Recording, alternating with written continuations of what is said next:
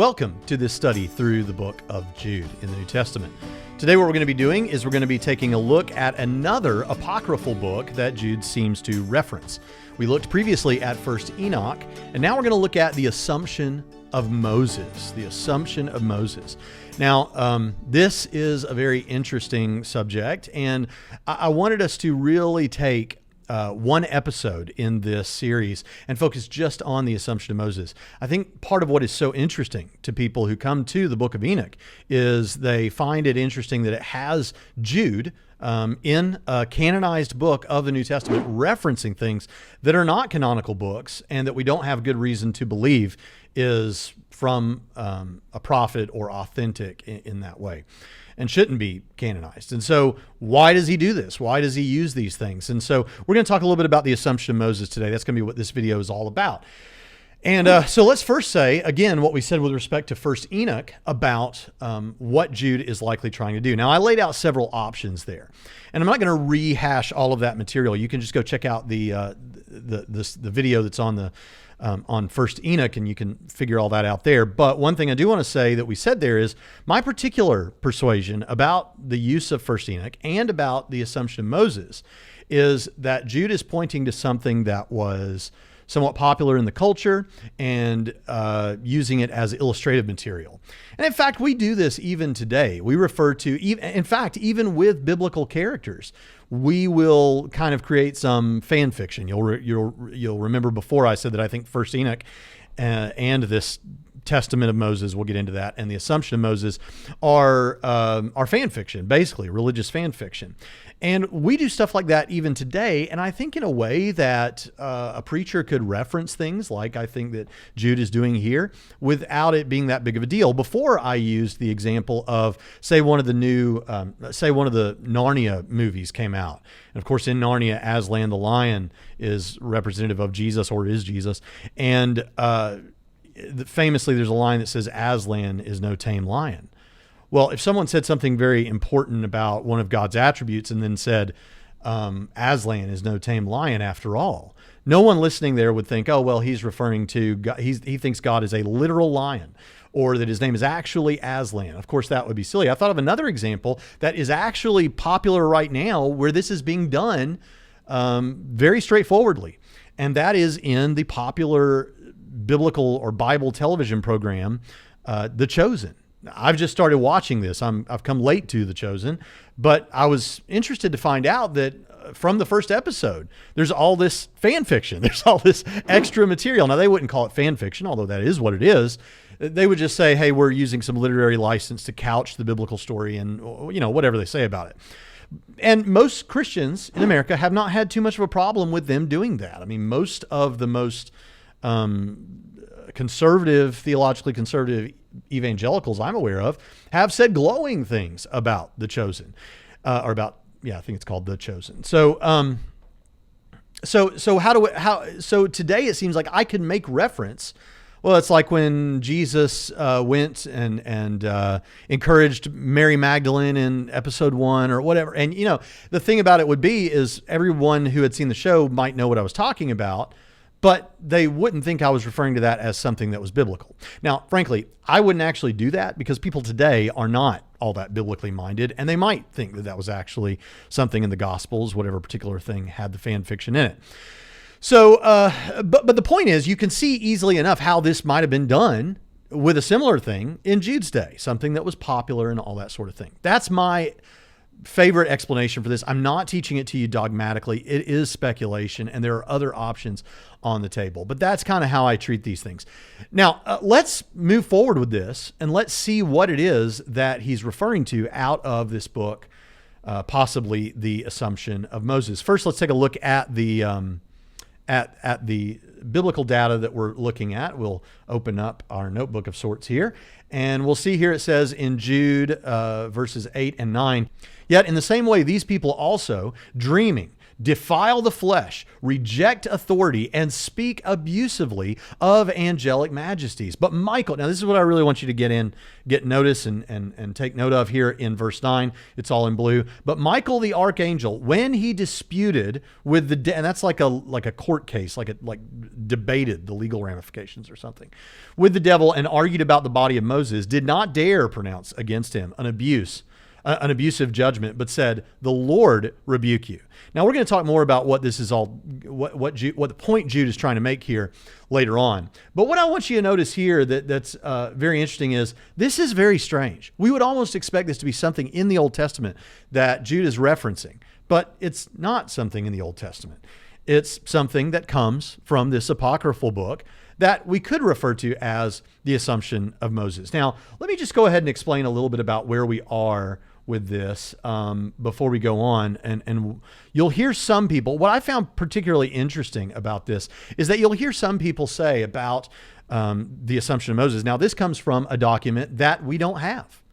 So if you want to go look at the context more, you simply can't. We don't have that information. That book is lost to us. Well, that is true. But it can be really confusing when you go to look at the Assumption of Moses in more detail and you find out that, well, hold on a second. Yes, we don't have the Assumption of Moses, but that doesn't mean we don't have anything at all like the Assumption of Moses. And so let me explain what I mean. The book that we have that you can go read right now online, in fact, you could pause this video and go read it, that some people speak about when they speak of the Assumption of Moses, and may even speak of this document as interchangeable with the Assumption of Moses, is what's called the Testament of Moses.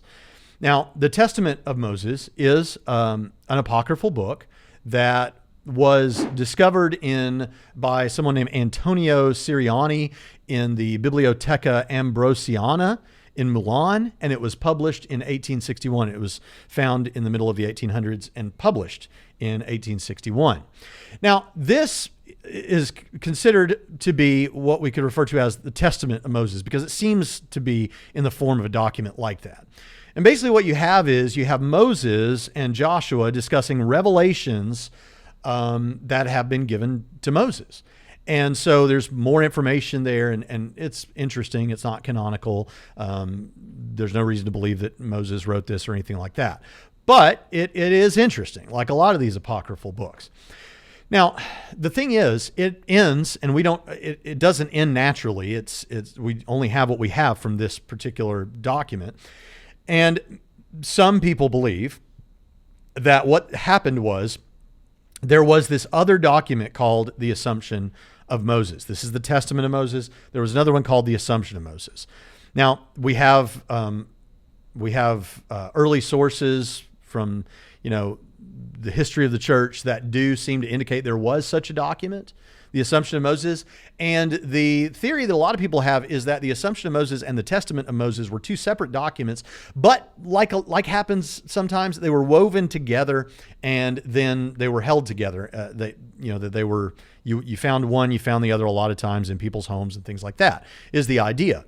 And part of the reason for thinking of this is it seems like maybe there is some ramping up in the document, like maybe some scribe changed some things in the Testament of Moses lightly to prepare for the facts that are going to come from the Assumption of Moses that's later toward the end of the document. And of course, what Jude is referring to would be out of that Assumption of Moses. So you can kind of see how we don't have it, but it's not that we don't have something possibly related to it. And we do have voices from the history of the faith who are saying that what Jude is referencing here is from this thing called the Assumption of Moses. And we have at least one book list that lists the Testament of Moses and the Assumption of Moses as two separate but existing documents. So this is what led some scholars to conclude in the 1800s that probably what happened was these were two different documents, but they were woven together. So while we don't have the Assumption of Moses, we do have something that is interesting to thinking about all these kind of things. So now with that said, we kind of know something about where this sits and that it, kind of the story around it. But then we have to ask the question, well, okay, but it's weird. What is it possibly referring to? Well, here I'd like to go back into our notebook and let's look at what some people have said about this and how they have made sense of what's being said here. Now, the most obvious, straightforward explanation might be that, well, hey, Moses was a very important figure, still is a very important figure to the people of God, and specifically to Old Testament Israel. And so the dispute may well have been because we have to make sure that we keep track of the body of Moses, because Satan may well want the body of Moses in order to, because this could be an opportunity for idolatry. The people of Israel, we see how easily they slip into idolatry, and it well could be that they would be idolatrous about the body of Moses if they knew where the body of Moses was buried. In fact, we're going to look at a piece of biblical data in fact, I'll just go ahead and skip there now. Let's, first of all, isn't this an interesting painting here of Michael, Satan, and Moses there? Sorry, there's a little bit of satanic nudity in this episode for those watching on video. But let's skip ahead. I want you to see a passage that is going to be important here in a moment. Deuteronomy chapter 34 and verses 5 through 6 says, "So Moses, the servant of the Lord, died there in the land of Moab, according to the word of the Lord, and he buried him in the valley in the land of Moab, opposite Beth Peor. But no man knows his burial place to this day." And it really is maybe because now, you'll recall that Moses didn't get to enter the promised land, but it may really well be because of the fact that there could be the temptation to idolize Moses, that we don't know where he's buried exactly. And so that may feed into this general idea that what we're talking about here is we're talking about the notion that they may have been disputing because of that. Now, well, actually, before we go on to Jimmy Akin, I do want to say one more thing about this. I may have this somewhere else in the PowerPoint, but the scholarly impression about this is that it looks like probably what is being described here, not saying that this actually happened, but what is being described here is a dispute or a debate of sorts between Michael and Satan over whether or not Moses should be given an honorable burial. And so Satan is the great accuser, right? And so Michael would be dispatched to make the case for Moses or something like that. So this is how some have thought about this. But I want us to look also at some other explanations, like the one coming to us from Catholic Answers spokesperson Jimmy Akin. And I don't know that he was saying this was his view. He was just throwing it out there. And he says, some have proposed that it may mean something else, that it may in fact not even be referring to this apocryphal Old Testament book. So if you don't think this is referring at all to the Assumption of Moses, you could say, okay, well, maybe this is what's going on here. It may be referring to, for example, Akin says, the conflict that the devil had with the people of Israel, because there is this theme that at least peeks out at least one other time in the New Testament where the people of Israel are conceived of as if they are the body of Moses, the way the church is the body of Jesus or the body of Christ. And you see that, for example, in the writings of St. Paul, where he talks about how the Israelites, when they passed through the Red Sea, were baptized into Moses the way we are baptized into Christ. And so just as the church is the body of Christ, the people of Israel could be considered the body of Moses. And that could be what is being referred to here in a symbolic way, because the devil obviously was perceived as the enemy of the people of Israel, and Michael from the book of Daniel is perceived as a heavenly defender of the people of Israel. And so you could view the conflict over the people of Israel as a battle between the devil and Michael, and thus as a dispute between the two of them over the body of Moses. And so it's possible that's what's being referred to, over the corporate body of Moses, right? The people of God who make up the body of Moses. So that's one interesting explanation. Let's move on and let's see what else we could make out of this. There's the passage from Deuteronomy. But I also want you to notice something else about this passage. As you look at what it says here, I want you to notice specifically what's said in the blue text here, as always. So where was Moses buried? Well, we don't know exactly. No man knows. But opposite Beth Peor, in the land of Moab, opposite Beth Peor. Now, does this reveal anything to us about the context or what's going on here? Well, Interestingly, Michael Heiser is a controversial figure, right? Some people think that he's come up with some strange explanations and interpretations, but at the same time, he's very scholarly, very academic, has earned cred that way, and is a very popular voice among young seminarians and young people interested in theology and that sort of thing. And so, but here's what Michael Heiser gives as a possible, or some data he gives us to consider as a possible interpretation. First, he does reference that the popular scholarly explanation is out there, and we've talked a little bit about that. So here's some things. The scholarly outlook, we talked a little bit about that, but he doesn't think that it goes far enough. So what's the ancient outlook? Well, interestingly, he says that if you look at where we know Moses was buried, the region where we don't know exactly where, but this is actually a place where many people were buried and had kind of this idea of a burial ground or the land of the dead kind of a notion.